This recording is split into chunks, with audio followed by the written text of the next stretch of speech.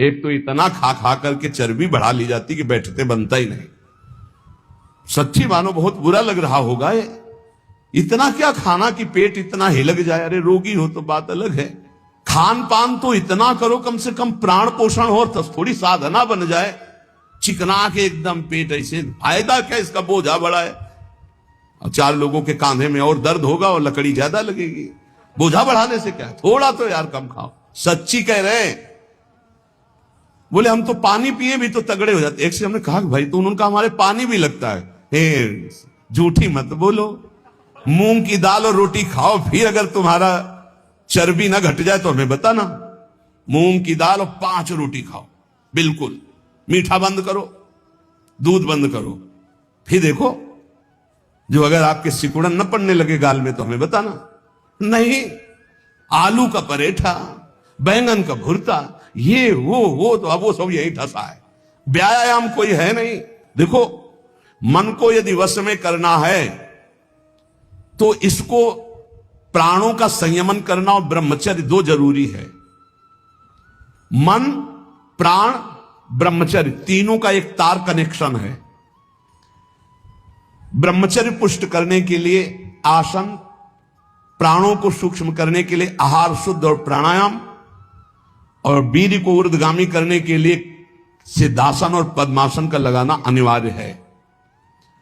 देखो हमने अपने गुरुजनों को देखा एकांत छत में पद्मासन लगा करके, आसन में बैठ करके थोड़ी देर प्राणायाम और फिर थोड़ी देर व्यायाम करते देखा है। गुप्त रूप से छत में ऊपर जाकर एकांत, सब संतों को देखा करते। आप सबसे प्रार्थना है आप जरूर कीजिए।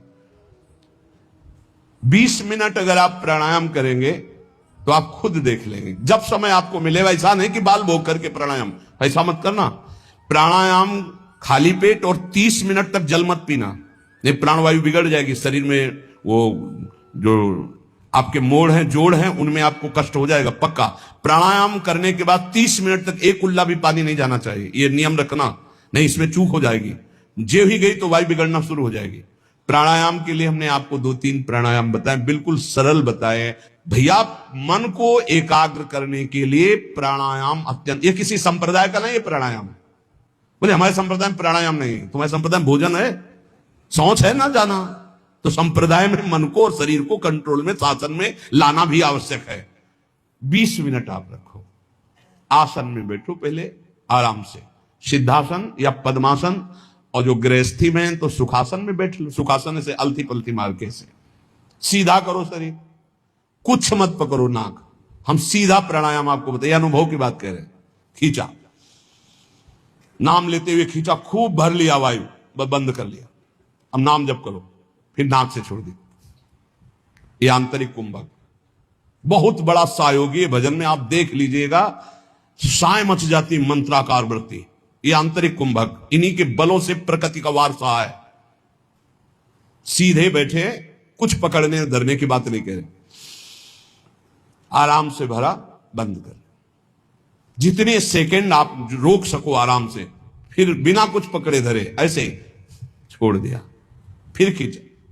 10 बार कम से कम करो। आप देखना इस प्राणायाम, ये हुआ आंतरिक कुंभक।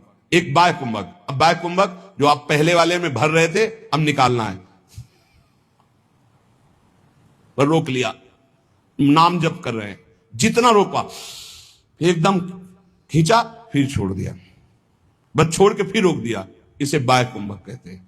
आंतरिक कुंभक, बाह्य कुंभक, बिल्कुल सरल प्राणायाम। 10 बार ये और 10 बार वो, और 10 बार ये।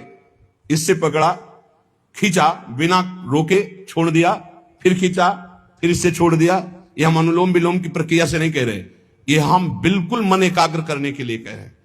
अगर ये 4 बार आप कर ले, 10-10 बार लंबा खींच के ऐसे, फिर आप देखो आपके दिमाग में क्या होता है। यही आपकी गुदगुदी प्रारंभ हो जाएगी आज्ञा चक्र में, और नाम और मंत्र अपने आप जपने में आपको सहयोग मिलने लगेगा।